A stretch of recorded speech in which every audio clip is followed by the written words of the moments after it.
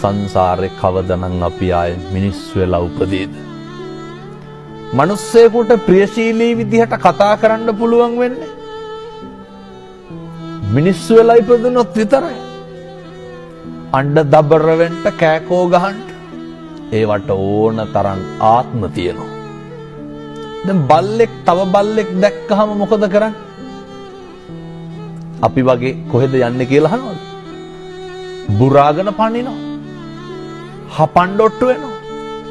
මට කියන්න සත්ත්ව ලෝකයේ තුල සතෙක් තවත් සතෙකුට බය නැතුව ඉන්නේ මොන සතාද?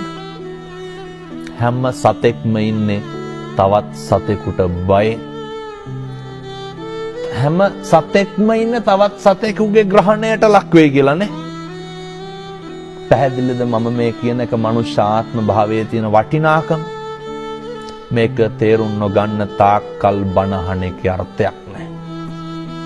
කෙනෙකුට දෙන්න පුළුවන් දෙයකට තියෙන්නේ වතුර වීදුරුවක් නම් ඒක බොහොම ගෞරවයෙන් දෙන්න. ඒක බොහොම ඕනෑකමින් දෙන්න.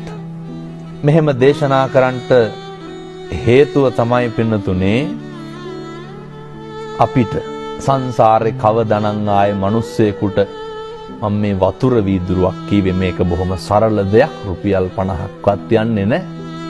කවදානම් ආයේ කෙනෙකුට වතුර ටිකක් දෙන්න. සමහරු කියනවා නේද ඔය වතුර ටිකක්වත් දෙන්නේ නැහැ උන්ට කියලා. කොහොමද මිනිස්සු එහෙම කියන්නේ?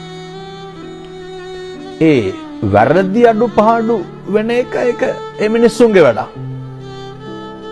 හැබැයි සත්පුරුෂෝ විදිහට හැසිරෙන එක කාගේ වැඩක්ද? ඒක අපේ වැඩක්.